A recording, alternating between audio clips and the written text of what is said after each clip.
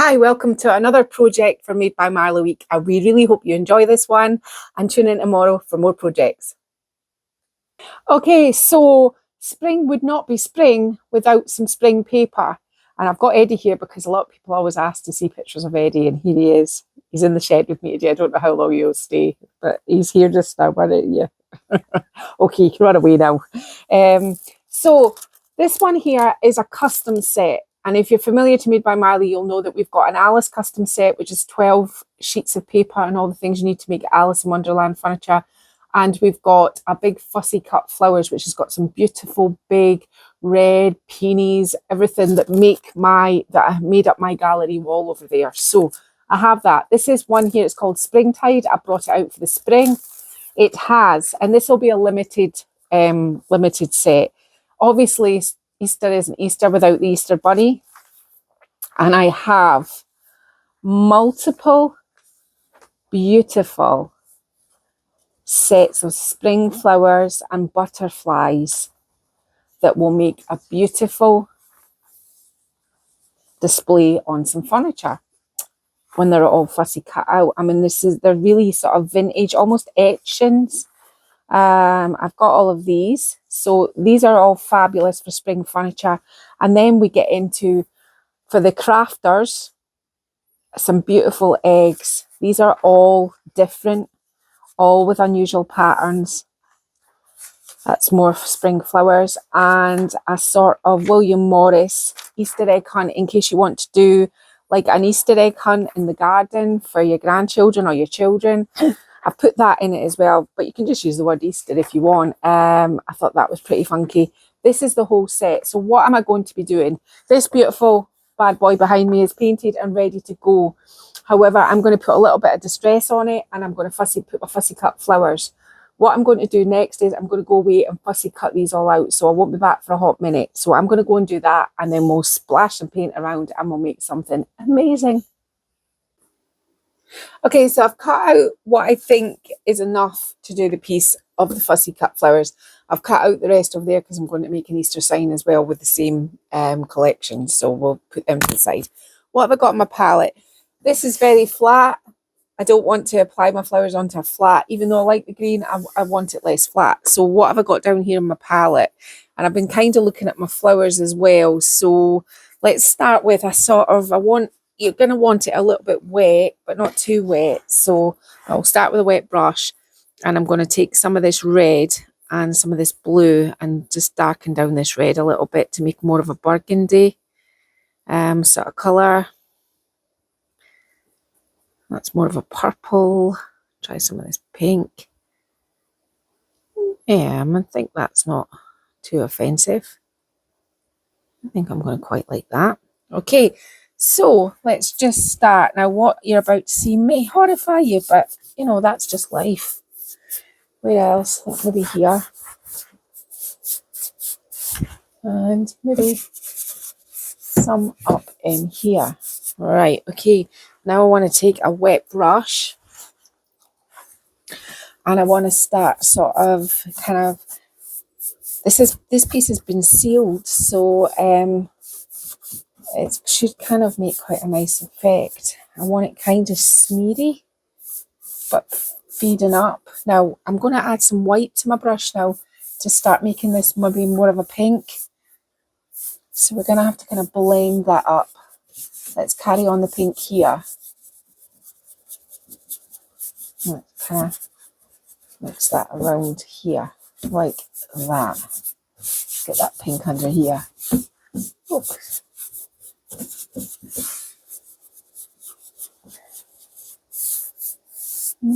Now, I want a purple. I'm going to change brushes, and I've got the purple I made recently for the Indian cabinet. I want a sort of lilac-y colour because some of my flowers are lilac-y, but I don't want it too heavy. So let's just kind of run that into here like that. Now, what I'm doing is probably freaking you all out, but what I'm actually doing is I'm not sure. I think I'll come back and put some green over the top of this, and I'll just use my green as my base. This piece wasn't supposed to be for this particular, but it lends itself really well to it, so why not? Right, okay, let's just make sure I've not got dribbly marks in there. Yeah, right, like get a bit more purple on the bottom here. Let's just kind of make this more of a purple leg. Now, whatever I do on the front, I'm just going to pretty much go along and do it all on the sides. So you're just making a nice sort of blendy blend. Now let's incorporate some of this blue. Let's go here though and work our way down instead of going. Yeah, I think this is my plan now. I think I'm going to come back and put my green over the top. I'm wetting the brush now because you all know that when you wet your brush, it's easier to blend. I will come back and lighten this all up with some white. I've dipped in the white now. It's giving me a sort of lilac-y pink. I'm going to have to fix these sides where my brush has been flapping off them. So let's just kind of get this the way we want it first. Do I want some of this green showing through? I'm absolutely not sure at this point in time. To be honest with you, I'm just setting the scene. Let's come back with this because I don't want that sort of flappy brush stroke that my brush did there. Right.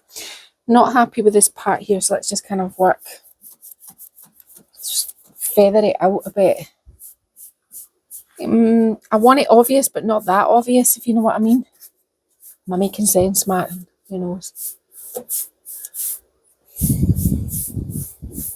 Yeah, I'm kind of liking this. Right, what to do up here? I think what I'll do is I'll just dip my brush in here, and I'll go in with a sort of heavier pink. Let's do this.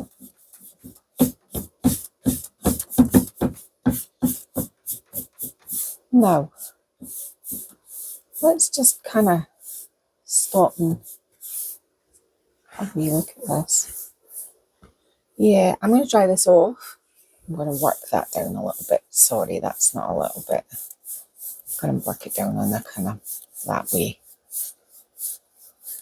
What I'm going to do now is I'm going to do this on all the sides. Yeah. Then I'm going to come back in with a green. Seems counterintuitive. Green and white. And then we're going to start layering on our beautiful flowers. I want to start pushing all this colour back now. So I'll go and do the sides and everything, come back, and then we'll put the white on. Okay, so I know what you're thinking. This is awful, but that's the look you're trying to get. You're just trying to get a semi-blend. You're trying to get the colours of whatever. It doesn't matter whether it's this decoupage set or any other one. You're trying to get the colours that are in it. That's what you're trying to do first. You're setting the scene. So what I'm going to do now is I'm going to use a blade. You can use a palette knife, or you can use a kitchen spatula, or you can use anything rubbery, or a piece of cardboard will work just the same. So what I want to do now is I want to put this all backwards again, if you know what I mean, before I put the flowers on, so that the flowers, if I put the flowers on there right now, they'd be lost. So I need to build it all up again. So I've got white down here in my palette. Well, actually I haven't. It's that Old Ochre? No, this is Versailles, okay? So it's like yellow, white, I've got Duck Egg, and I've got Capability Green, okay? So let's just kind of play around and get something really sort of nice that we're looking for. And this is where you can get all Bob Rossy if you want, you know, there's nothing stopping you.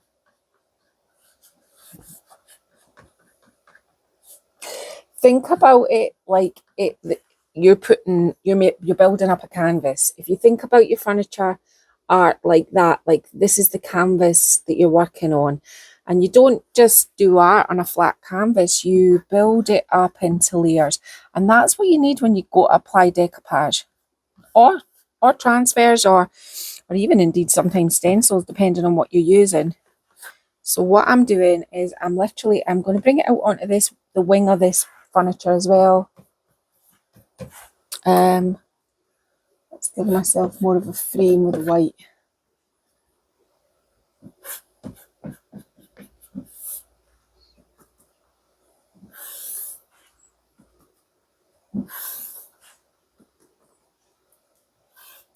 If you go in different directions as well, if you've got something like this, it'll give you different texture.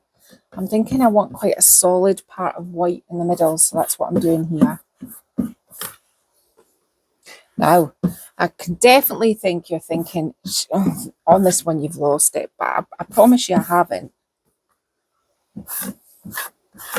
Do you think I've lost it, Martin? Nope, I trust you.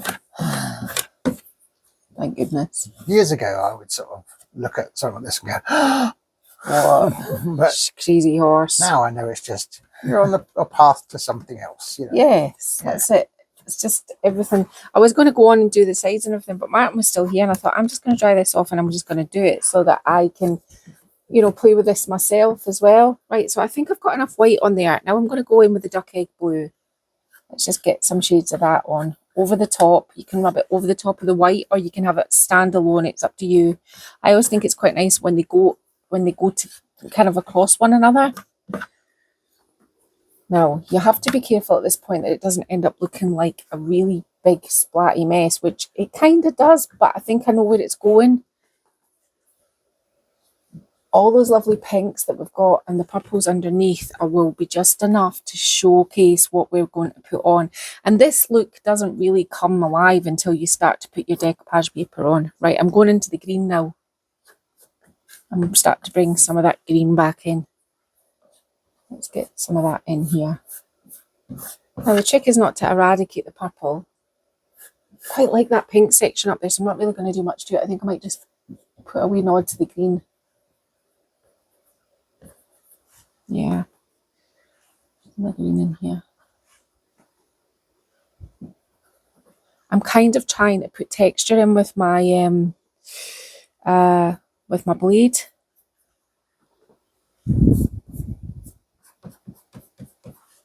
Put some in this edge here.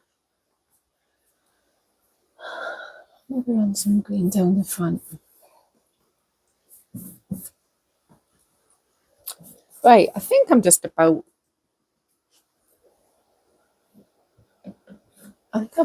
enjoying that. I think that's probably enough. Right, what I'm going to do now is go dry this off, and then I'm going to show you how I'm going to start applying the decoupage flowers, and then that way I can just get on with it and you understand the concept. I'm just going to put a bit more green down here. There we go. Right, I'll just get on and do that now. Okay, I'm just putting a layer of Mod Podge on here so that I can start putting my flowers down. So I think I'm going to start with this nice green and lavender one up here. I didn't take the centre out of that because I can come back and do something with that. It was just going to be too much for my brain to fussy cut that all out. Now obviously we'll have to cut across all the drawers, but we'll wait to do that at the end when it's dry. Make sure that these edges here are really stuck down. And there we have our, so let's kind of make the groove where the drawer is, and there's a little groove here that's just in the details. So let's just, because that'll give us wrinkles if we don't deal with that now. Right, so that's our first flower on. Now I've got another big one, but this one's got this sort of more radier colours, which is airing towards down this side. So I think this one's got to go down somewhere about here. So plenty of Mod Podge, but remember the golden rule. That was a brush here. I hear a brush from it. It doesn't matter what it was, but it was there. I've got rid of it now. While my mouth learns to work. There's another one. Yeah, so you're applying your Mod Podge nice and thinly and sweeping it out and making sure that there's no great big collections of glue. I want this burgundy one down closer to the burgundy edge. I think here is going to be nice. Just make sure everything's down. Push from the middle out to the edges. Watch the little stalks. You've gone at the bother of putting them up, cutting them all out, so try not to lose them in the process. I'm just making sure I've got enough glue, whether I went this far out. I think I did, but there we go. Down in this join. And for some reason, don't ask me how, I only just cut this out. I've managed to get cream paint all over it already. So there's some of the flowers have got a sort of cream paint. See? Yeah. Don't know what happened. Just me being me. Right. There's a little join along here again where the drawer is. So I'm just going to put my finger in that. I can see that this may cause us a problem, so I think what I would be more likely to do in this respect is get my scissors and just cut this edge of the flower off like that, stick that back down in there, and then glue that little edge back onto there like that. Yeah, I'll put some yellow paint down in there to fix that. That's the top of the drawer there. No, happy days, that's that one applied. I keep rubbing paint in it, I don't know how I'm managing it. Right, so that. Now we need to pull the pinks together. Sort of pinky, sort of here, I think. Coming onto that side there. Can you see how it's very easily sort of pulling together with the colours underneath? Now we are going to put more distress onto this so that I'll really pull it together, but right now we just need our background colours, and we're looking for sort of kind of, well, I was looking for kind of spring type colours. Oh, I can see a bit that I haven't fussy cut out on here. Beg your pardon, sorry, I'll just do this quickly. Wasn't planning on having an audience for it. If you're wanting a really good wee video and a reel on fussy cutting made by Marley paper, if you have a look at Lavon from Statement Designs, she's done a YouTube reel on it. And she uses, you know, I don't know what you call them in other countries, but in the UK you call them pinking shears. It's the shears that give the scissors that give the ziggy-zaggy edges to paper, and she uses those to go around some of the flowers, and I thought it was a really useful video. So there's one that you can go away and look at if you're struggling with fussy cutting. Right, okay, so back to where I was going to go.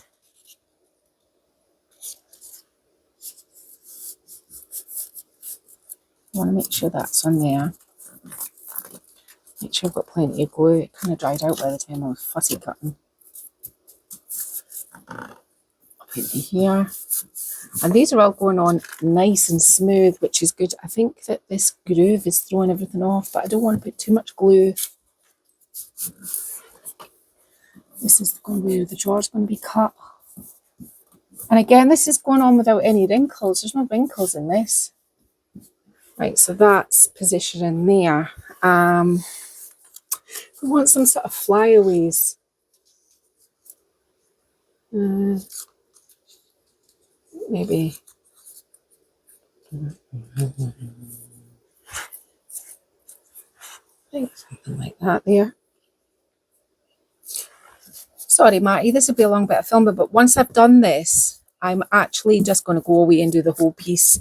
As I said, the Made by Marley week, I was trying to keep them to a set specific sort of, you know, length, but as long as you've seen one side, you know exactly what I'm doing with everything else now. There's no mystery to how I do it. And then I'll come back, get my aunt to come back right at the very end when I put some, because I want to put some palette knife colours onto this as well, just to give it a bit of extra zhuzh. But this is now just to the point where you just build it up at your leisure, where you think you want to put your flowers. And this would, again, make a really lovely chinoiserie panel. And you can mix and match these flowers with the other fussy cut flower range that I've got. So, you know, you really can, oh, I think that one would look lovely up there. I think you really can be quite versatile with these. Just, you know, just have a play with them. And I think that's what it's all about, really, isn't it? But I think you're getting the idea. Now I'm just going to go across the whole piece, and I'm going to fussy cut my flowers all in a position, because it's starting to look really nice. I think I could do a little bit more cream down there, but we'll come back and do that when I come back with the palette knife. But I'm just going to go put the rest of my flowers on, and then we'll come back and we'll do some palette knifing. Okay, so you saw me the last time just finishing off the decoupage, and this is how it looks. I went on and did all the other sides. So you just remember with this sort of look that you need to kind of set the scene. So you do a sort of messy, dirty, irregular sort of blend, then come back in and tone it down to kind of home in a where, because the main focus for me to home this in is cream. even though it's got all the other colours on it. That's the one that kind of makes it work. Other top tip as well, I've cut all my drawers. My drawers have all been cut now and they've all been fixed. That's great. But the thing is, remember before you go opening drawers that you have to cut them, because I've done that many times where I've went, and yeah, you can fix the rips, but why would you want to when you've done, you know, put all that work into it? So that's something to remember. Now, just going to finish it off with a little bit of palette knife just to kind of, what would we say this is going to do? It's going to frame it out and give it a little bit more shape. So down here I have Amsterdam green, Old Ochre, which is cream, and Crepey Prink, which is the hot pink. So let's work on the edges first of all. So let's get these edges nice and sort of kind of sorted out with a bit of distress. You don't need it everywhere, that's for sure, but you do need it, you know, kind of like it doesn't seem like it's going to do much, but when you stand back, it actually does. So, you know, just to make sure you've got some of that going on, giving it a bit of giving it a wee bit of a frame out. So it doesn't matter if you go on top of your decoupage paper at this point either, it's all glued down and stuck. The good thing about doing your drawers and stuff and going round the piece is that way you get to check that everything is secure with your Mod Podge. Look at it from all sides just to make sure that you've done that. That's quite important. There's a bit there that I remember it was stuck. See, it's always good to kind of check it as you go. Just going to do some dark over it, round it up in these corners because I like a corner and everybody knows I do. There we go. So I would say that probably let's kind of put the dark down the bottom. I don't want to go crazy with this, but it does. I want to just fix that because that looks a little bit messy now. Messy. The whole thing's messy. Now, that's, I think, all I'm going to do with the green. Now what you're going to do is you're going to clean your palette knife with a piece of tissue. And now I'm going to put some hot pink sort of here and there accents. Just a few. I don't want to saturate it with the hot pink. It's just a here and there kind of thing.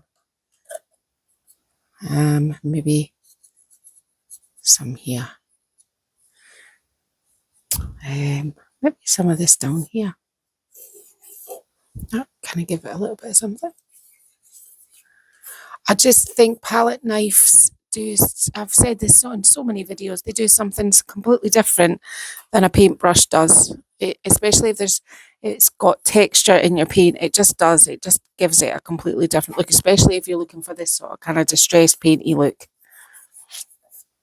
I'm going to put some pink in there. I'm just going to get it in towards the green. Right, I think as far as the pink goes, I think I'm quite happy with that. I think I'm going to run quite a nice big bit of pink up here on this edge. Now you have to be kind of careful you don't build up too much texture.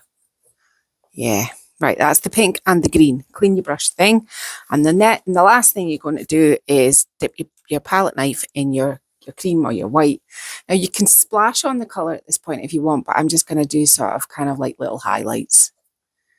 Just here and there. And you can put them on the flowers at this point if that's what your little heart desires. Now, this has been a very uncomplicated piece to do. It's not difficult. It's a fun one.